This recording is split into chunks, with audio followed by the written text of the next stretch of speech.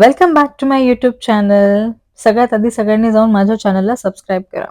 मी प्रणाली तुमची flying angel आज पुन्हा एकदा तुमच्यासाठी घेऊन आली एक नवीन व्हिडिओ. आता तुम्ही विचार करत असाल की मी काही बोलत का नाहीये, तर ॲक्च्युली मी सुद्धा ॲज अ पॅसेंजरच आज ट्रॅव्हल करत आहे. माझी आजची फ्लाईट आहे श्रीनगर ते मुंबईची आणि आज माझा चेक होता. चेक म्हणजे एक ठराविक काळानंतर आम्हाला आमच्या नॉलेजची एक एक्झाम द्यावी लागते, तर त्याच्याबद्दल आहे. आणि या व्हिडिओ दरम्यान मी तुम्हाला दाखवणार आहे, की श्रीनगरवरून टेक ऑफ केल्यानंतर जम्मूपर्यंत पोहोचेपर्यंत किती सुंदर असा जम्मू काश्मीरचा व्ह्यू आपल्याला दिसतो. आणि विमान आता रनवेवर आहे. आम्ही टेक ऑफ सुरू करतोय आणि टेक ऑफ सुरू करायच्या आधी मी माझा फोन फ्लाइट मोडवर टाकला होता. तो फ्लाइट मोडवर टाकण्याचं कारण हे असतं, की रेडिओ फ्रिक्वेन्सी ज्या असतात त्या कॉकपिटच्या कम्युनिकेशनमध्ये इंटरफेअर करू नये. म्हणून आपल्याला सांगितलं जातंय, की फोन जो आहे तो फ्लाइट मोडवर टाका.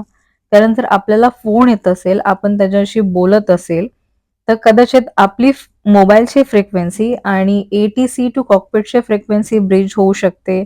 त्यांना दुसरा काहीतरी आवाज मध्ये ऐकायला येऊ शकतो, ज्याने मिसकम्युनिकेशन होऊ शकतं आणि जे सगळ्यांच्या जीवावर बेतू शकतं किंवा कोणताही इन्सिडेंट किंवा ॲक्सिडेंट होऊ शकतो. म्हणून आपल्याला मोबाईल फ्लाइट मोडवर ठेवायला सांगितला जातो.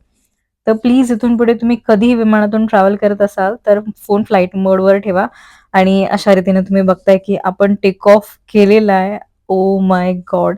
जेव्हा टेक ऑफ होतो ना, फीलिंगच छान असते. तुम्ही कधी जे बसले त्यांना माहिती आहे, जे नाही बसले ते लवकरच बसतील अशा माझ्या सदिच्छा आहेत.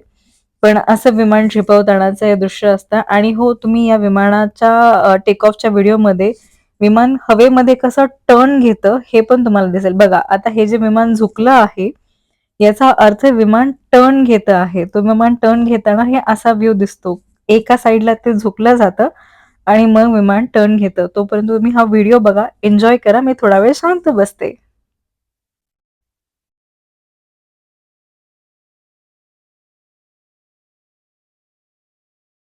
जास्त वेळ शांत नाही बसू शकत आहे मी.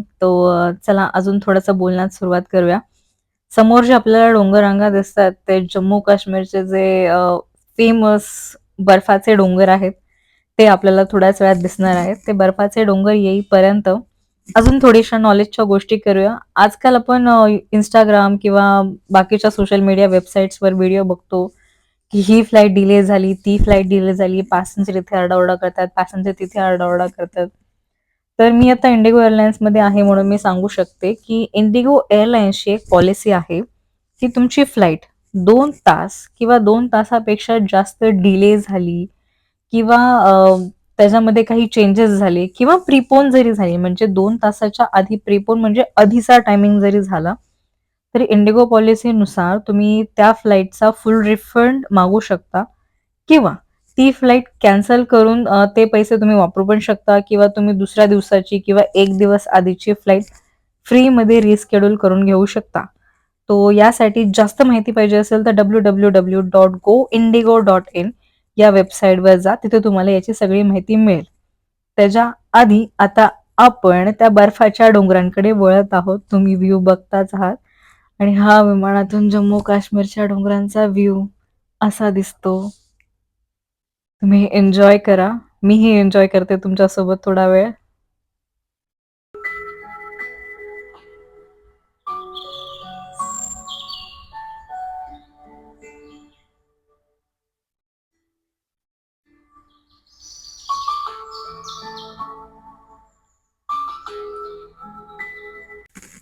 हा व्हिडिओ जेव्हा मी बनवतेय तरी हा व्हिडिओ उन्हाळ्याच्या दिवसांमध्ये आहे. तो उन्हाळ्याच्या दिवसांमध्ये सुद्धा तिथे एवढा बर्फ दिसून येतो. एवढं म्हणजे बोलतात ना, की पृथ्वीवर जो कुठे स्वर्ग आहे तर तो इथेच आहे.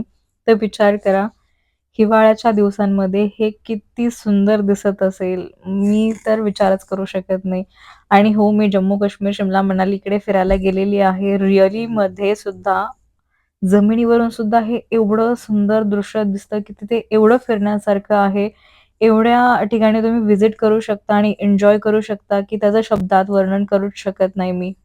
आणि सर्वात महत्त्वाचं म्हणजे जे लोक वैष्णोदेवीचे भक्त आहेत, त्यांच्या माहितीसाठी सांगायचं झालं, तर वैष्णोदेवीला जायचा रस्ता पण दिसतो, पण तो आता दुसऱ्या बाजूने दिसणार आहे विमानाच्या. या बाजूनी नाही. जर तो या बाजूने दिसत असता, तर मी तुम्हाला नक्की दाखवलं असतं आणि एक जी लाईन दिसते बघा तुम्हाला, पर्वतरांगांची लाईन, ती ॲक्चुअली नदी आहे. ती तुम्ही पण बघू शकता. या नदीचं पण एवढं सुंदर दृश्य आहे, की बोलतात ना, नदी डोंगर-दऱ्यांमधून निघते. तर ही नदी आणि तिला फुटलेले हे फाटे. सो हा जो रस्ता दिसतोय तुम्हाला, तो ॲक्चुअली नागमोडी वळणाचा रस्ता नसून ती नदी आहे. तो एकदा तुम्ही तो पण व्ह्यू एन्जॉय करू शकता.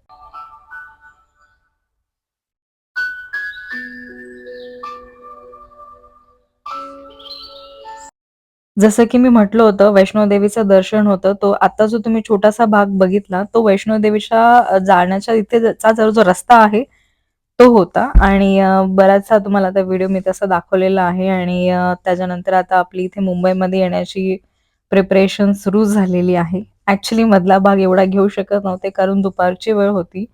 जर जास्त वेळ फोन स्क्रीनवर ठेवला, म्हणजे तिथे मी खिडकीच्या स्क्रीनवर जर ठेवला, तर तो गरम होतो आणि मग तो पूर्णच बंद होऊन जातो.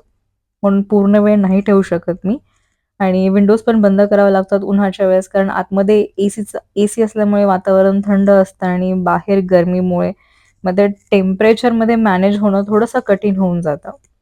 तो सध्या आता हा मुंबईचा भाग आहे लँडिंगसाठीचा आणि तुम्ही बघून सांगा, की तुम्हाला तुमचं घर दिसतंय का? किंवा तुम्हाला हा हा एरिया ओळखीचा वाटतोय का? ज्याला कोणाला त्यांचं घर दिसत असेल किंवा त्यांचा त्यांचा एरिया दिसत असेल, तर त्यांनी पण कमेंट करून सांगू शकता, की बाबा हो, हा माझा एरिया दिसलाय किंवा हा एरिया जर तुम्हाला ओळखू येत असेल, तर तरी पण सांगू शकता, की हा एरिया आहे म्हणून.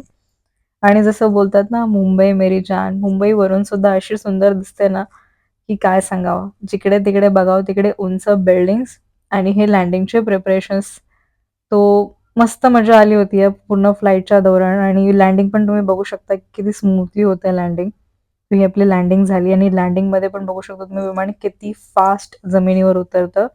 ॲक्चुअलमध्ये विमानाचं हे स्पीड हवेमध्ये असतं आणि हे जे विंग्स त्यांनी वरती केलेत, हे विमानाचं स्पीड कमी करण्यासाठी केलेले आहेत. अपेक्षा आहे तुम्हाला हा व्हिडिओ आवडला असेल. असाच सपोर्ट करत राहा. थँक